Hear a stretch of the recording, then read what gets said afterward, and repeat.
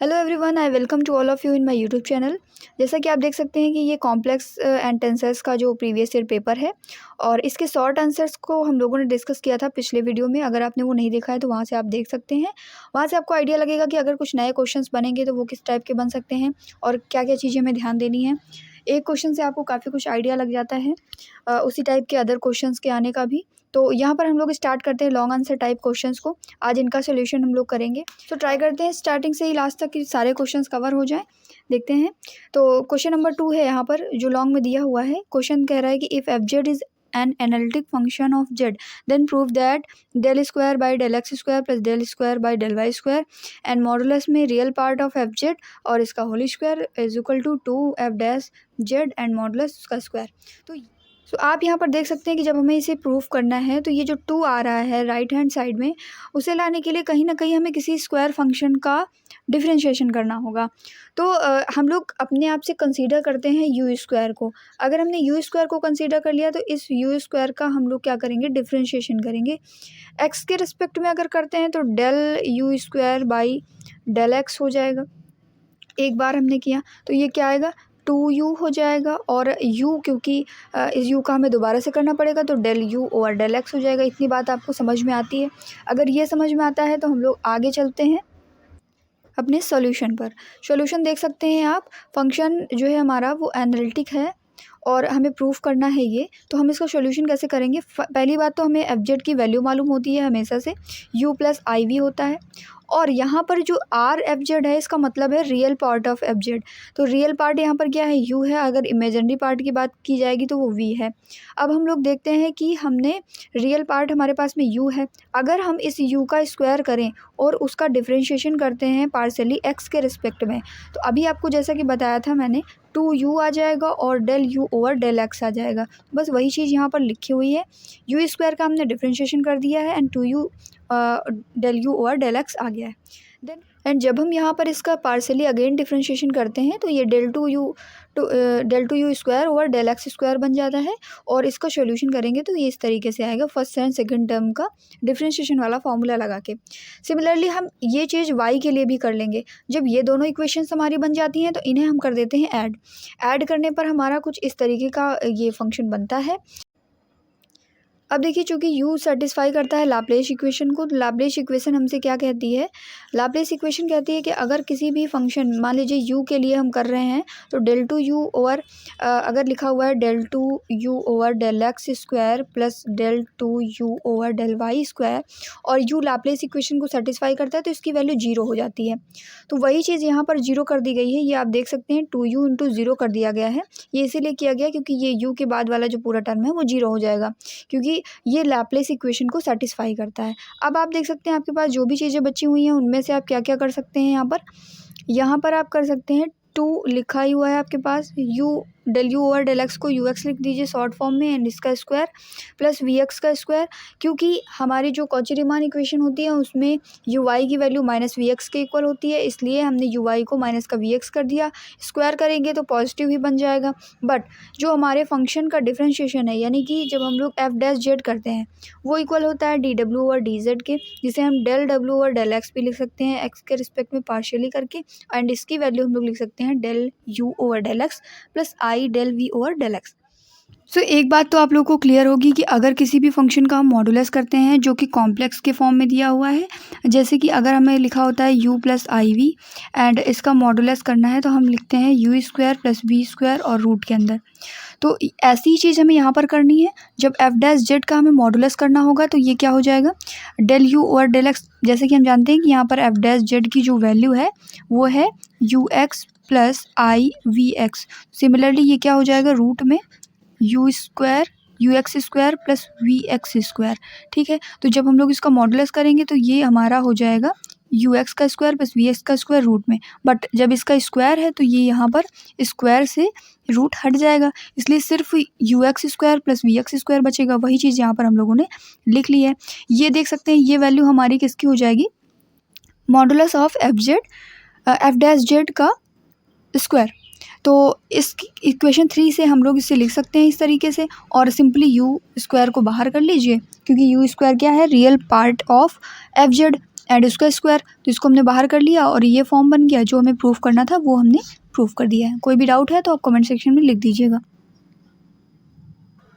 Now इसके बाद third number question दिया हुआ था, so that the cross ratio remains invariant under the bilinear transformation. So हमारे बुक में जो preservance of cross ratio under bilinear transformation है उसमें ये थ्योरम दी हुई है कि the cross ratio remains invariant under the bilinear transformation. या फिर इस तरीके से भी दी जा सकती है कि if W1 to W4 are images of 4 distinct points Z1 to Z4 under a bilinear transformation, then आपको W1 to W4 इक्वल दिखाना होगा Z1 to Z4। तो आइए इसका प्रूफ देखते हैं। सबसे पहले हमें एक बाइलिनियर ट्रांसफॉर्मेशन को कंसीडर करना होगा। हम लोग जानते हैं W is equal to TZ के फॉर्म में हमारा बाइलिनियर ट्रांसफॉर्मेशन होता है, जिसकी वैल्यू होती है AZ plus B upon CZ plus D। और यहाँ पर एक कंडीशन फॉलो होनी चाहिए कि AD माइनस BC ये इक्वल नहीं होना चाहिए 0 के। Okay, since WI and WJ where I does not equal to J, IJ की वैल्यू 1 2 3 4 हो सकती हैं, are images of ZI and ZJ। देखिए जो WI है ये एक तरीके से इमेज होती है ZI की, क्योंकि रियल से कॉम्प्लेक्स प्लेन में इसकी इमेज बनती है, एंड WJ जो है वो इमेज होती है ZJ की। देन हमारे पास में अगर हमें W की value simply AZ plus B upon CZ plus D दी हुई है, तो यहाँ पर हम लोग WI के फॉर्म में इसको लिख सकते हैं और सेम चीज़ हम WJ के फॉर्म में भी कर सकते हैं। अगर हम इनका डिफरेंस फाइंड आउट करेंगे सो डिफरेंस इन वैल्यूज़ का भी हो जाएगा। सॉल्यूशन करेंगे तो ये चीज़ हमारे पास ये टर्म बन करके आएगा।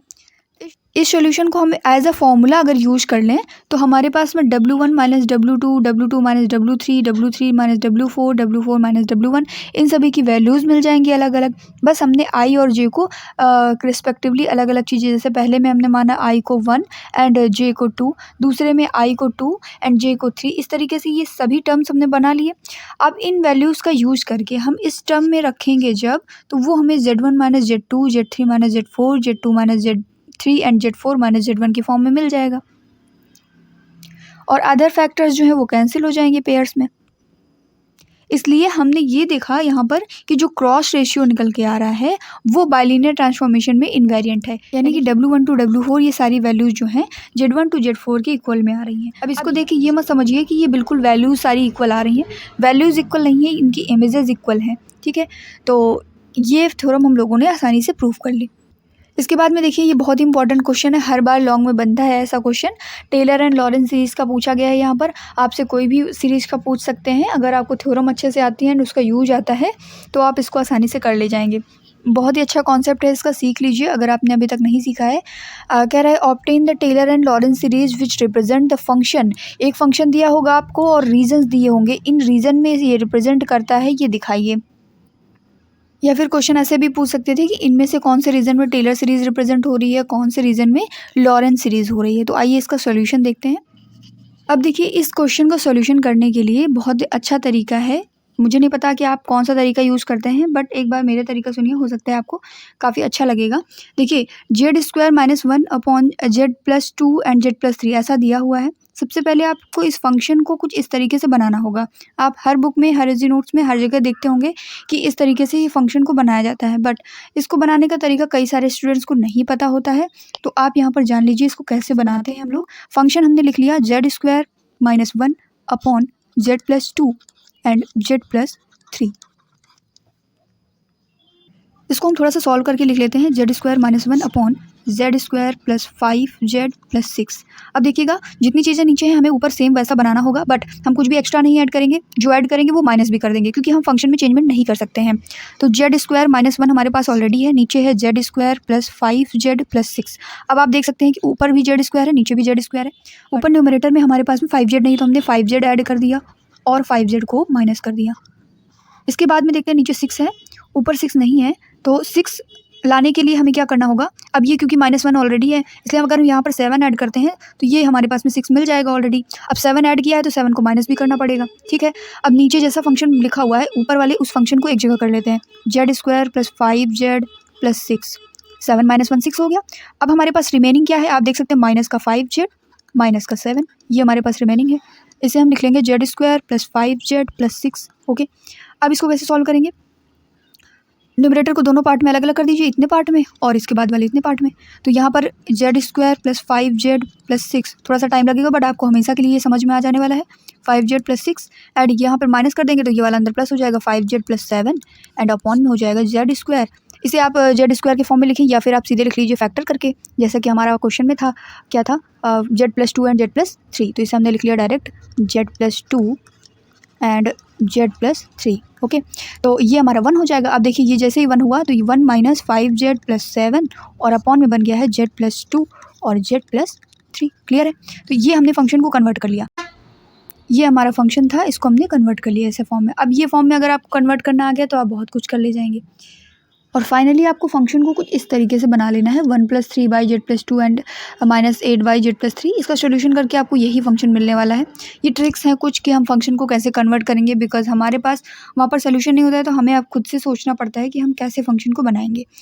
तो अब हम देखते हैं अपना पहला रीज़न उठाते हैं। देखिएगा क्वेश्चन जो था हमारा वो 3 रीजन्स में दिया हुआ है। पहला था मॉडुलस ऑफ z <2, तो हम यही वाला रीज़न उठाते हैं, मॉडुलस ऑफ z <2। सबसे पहले आपको क्या करना है, 1 जहाँ भी मतलब जहाँ भी 2 या कुछ भी लिखा हो, 3 लिखा हो, वहाँ पर आपको 1 बनाना है। तो जैसे लिखा हुआ है मॉडुलस ऑफ z <2, तो यहाँ 2 की जगह में 1 बनाना पड़ेगा, तो मॉडुलस ऑफ z/2 कर सकते हैं और ये 1 बन जाएगा। तो ऐसा रीज़न हमें बना लेना है। ये रीज़न बनते ही हमारे पास फ़ायदा क्या होगा, ये कि जहाँ भी हम z/2 देखेंगे उसे हम <1 कंसीडर कर लेंगे। तो फंक्शन हमने लिखा, फंक्शन में हमने क्या किया, 3/2 कॉमन किया। अच्छा 3/2 क्यों कॉमन किया है? क्योंकि 2 कॉमन करेंगे तभी तो z/2 बनेगा, जैसा कि हमने यहाँ पर रीज़न देख रखा है। तो जब 3/2 कॉमन कर लिया नीचे वाला तो यहाँ पर 1 बन गया और 1 की यहाँ पर z/2 हो गया। पावर ऊपर ले जाएंगे तो -1 में चली जाएगी।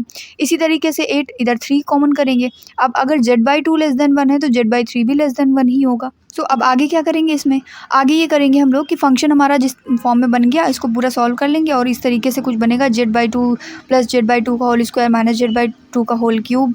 तो इसको हम लोग समेशन के फॉर्म में लिख सकते हैं, क्योंकि ऊपर z है और नीचे 2 है, तो -1 का होल पावर n और z/n/2 इस तरह कर दिया हम लोगों ने।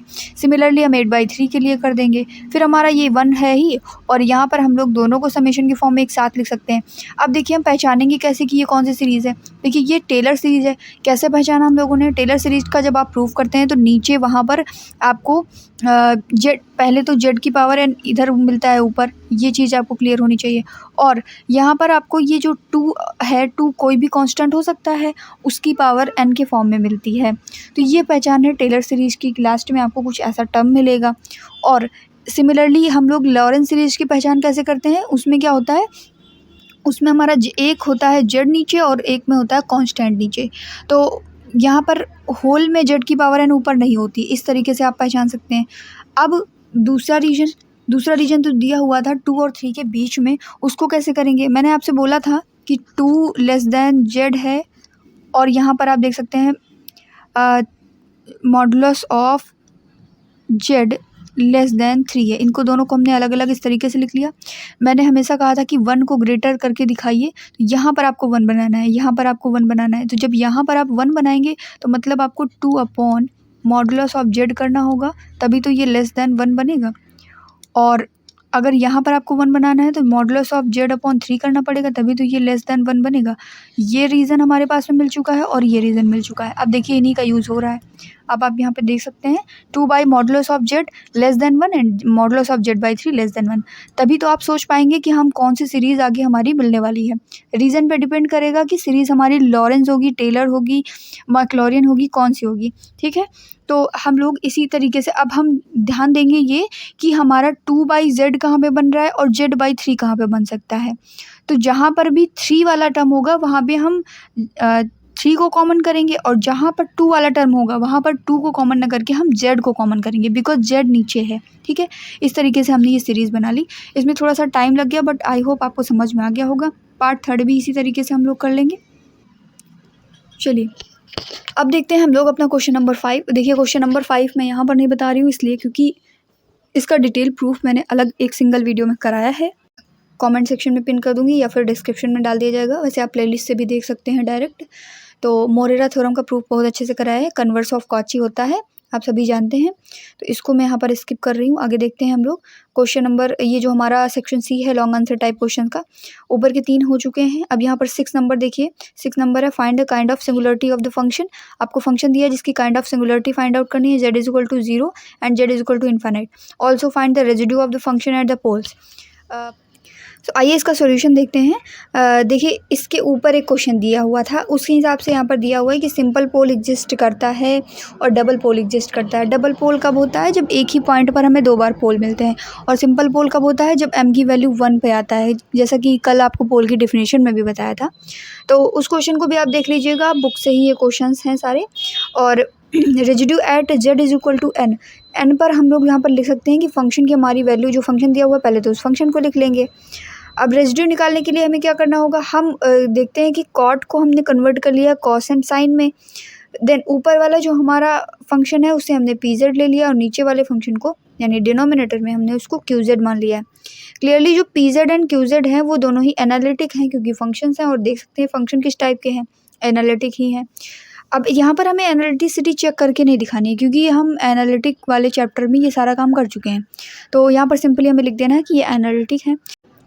देखिए यहाँ पर जो हमारी क्यू जेड की वैल्यू है वो है साइन पाई जेड। जब इससे आप पोल फाइंड आउट करेंगे तो z is equal to n पर पोल आएगा, क्योंकि साइन एन पाई की वैल्यू हम लोग जानते हैं 0 होती है। तो यहाँ पर जब हम लोग किसकी जेड की वैल्यू एन रखेंगे तो वहाँ पर हमें मिलने वाला है सिंपल पोल, सिंपल पोल मिल जाएगा। अब इस सिंपल पोल का क्या यूज़ होगा? क्योंकि फंक्शन हमारा सिंपल पोल पर है z is equal to n पर, इसलिए जब हम रेजिड्यू निकालते हैं तो z की वैल्यू n रख करके निकालेंगे। लिमिट हमारी z टेंस टू n हो जाएगी। P Z upon Q dash Z हमारा फॉर्मूला होता है रेजिड्यू निकालने के लिए। z टेंस टू n पर करेंगे तो हमारी पी जेड की वैल्यू हमने जैसे कि यहाँ पर मानी है cos pi Z upon Z minus A का whole square, and Q dash Z करेंगे तो साइन पाई जेड का आप एक बार डिफ्रेंशिएशन कर लीजिएगा, उसके बाद ये वैल्यू रख दीजिएगा।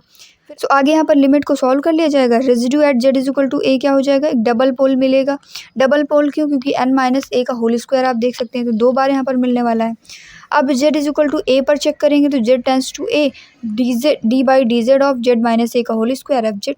लिमिट हमारी जो होगी z tends to A D by D Z of cot pi Z करेंगे, और साथ में हम फंक्शन को लिखेंगे तो यहाँ पर हम कॉट पाई जेड लिख सकते हैं। जेड माइनस ए का whole square, Z minus A का होल स्क्वायर कैंसिल हो जाएगा। अब इसका डिफरेंशिएशन सिंपली कर लीजिए जेड के टर्म में, तो जेड टेंस टू ए और इसका डिफरेंशिएशन करने पर minus pi cosec square pi Z आ जाएगा। So minus pi cosec square पाई ए, क्योंकि हम ए लिमिट अप्लाई करेंगे जेड की और यही हमारा आंसर हो जाएगा। इसके बाद में रूशेस थ्योरम है, जिसे आप सॉल्व करने की ट्राई करिएगा। अगर नहीं समझ में आती है तो कमेंट करके बताइएगा, इसका अलग से वीडियो बना देंगे क्योंकि ये बहुत लॉन्ग हो जाएगा।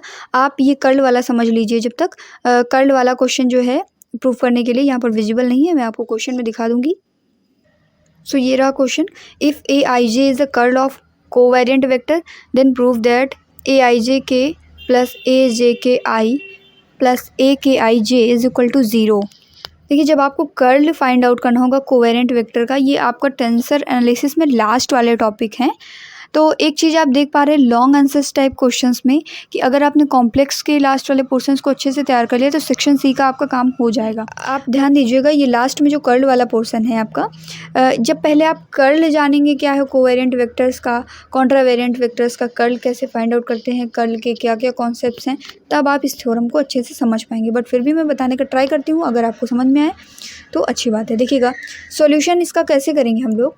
पहली बात, जो हमारा ए आई जे दिया हुआ है वो कर्ल है कोवेरिएंट वेक्टर बी आई के लिए। तो जब बी आई के लिए कर्ल है यानी हम इसे लिख सकते हैं A I J is equal to curl of B I, simple. तो इस तरीके से हमने इसको लिख लिया। और B I J minus B J I भी इसे लिखा जा सकता है। अब हम लोग जे को जब इंटरचेंज करते हैं तो ए जे आई की वैल्यू हमारे पास में फाइंड आउट होकर आती है। तो ए जे आई क्या हो जाएगा, यहाँ पर देख सकते हैं बी जे आई हो जाएगा और माइनस का बी आई जे हो जाएगा। This shows that A I J is A skew symmetric tensor. देखिएगा जब कभी भी ए जे आई माइनस ए आई जे इसके इक्वल हो जाता है तो ये हमारी स्क्यू सिमेट्रिक टेंसर होता है। आई होप मैट्रिक्स में आपने ये कॉन्सेप्ट अच्छे से पढ़ा होगा, सिमेट्रिक एंड स्क्यू सिमेट्रिक वाला।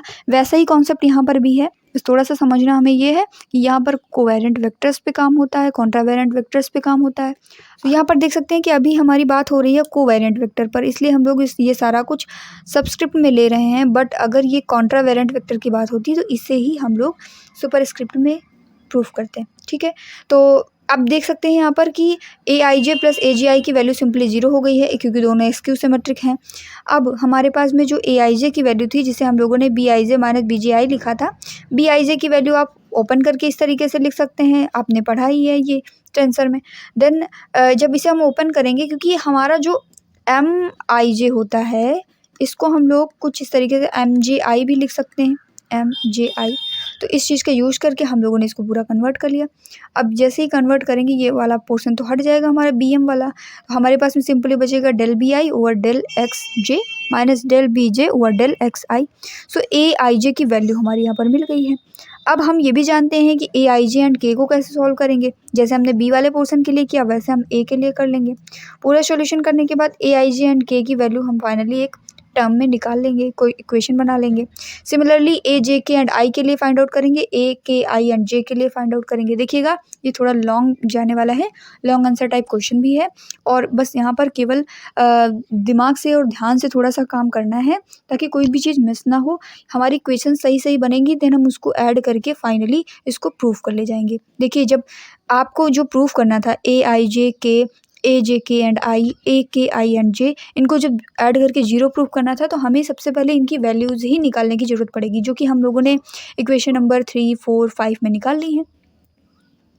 जब हमने इनकी वैल्यूज़ फाइंड आउट कर ली हैं तो हम लोग इनको जब ऐड करेंगे, अब जो ये M वाले टर्म्स हैं ये, क्योंकि हम जानते हैं कि MIK MKI के इक्वल होता है, MJK MKJ के इक्वल होता है, एंड MJI MIJ के इक्वल होता है। सो ये सब तो इक्वल हो गए। अगर ये इक्वल हो गए तो बचा क्या, हमारे पास सारे टर्म्स तो कैंसिल हो जाएंगे, इसलिए हमने इसको 0 प्रूफ कर दिया, और यही हमें प्रूफ करना था। क्लियर है। सो इस तरीके से हम लोगों ने इस क्वेश्चन का सोल्यूशन कर लिया है। सो आई होप आपको ये लॉन्ग आंसर्स भी समझ में आए होंगे। अगर अभी भी कोई क्वेरी है तो आप बताइएगा। सो नेक्स्ट वीडियो में उसको कवर किया जाएगा। एंड अच्छे से पढ़ाई करते रहिए, सारा कुछ रिवाइज कर लीजिए, बट जिस पे ज़्यादा कमांड है उसको अच्छे से फोकस करिएगा। अगर कोई भी क्वेरी है तो आप कमेंट करके बता सकते हैं। अपने फ्रेंड्स के साथ इसे शेयर कर दीजिएगा ताकि उनकी भी हेल्प हो सके, और ऐसी वीडियोज़ के लिए हमारे चैनल को सब्सक्राइब कर लीजिएगा। Thank you.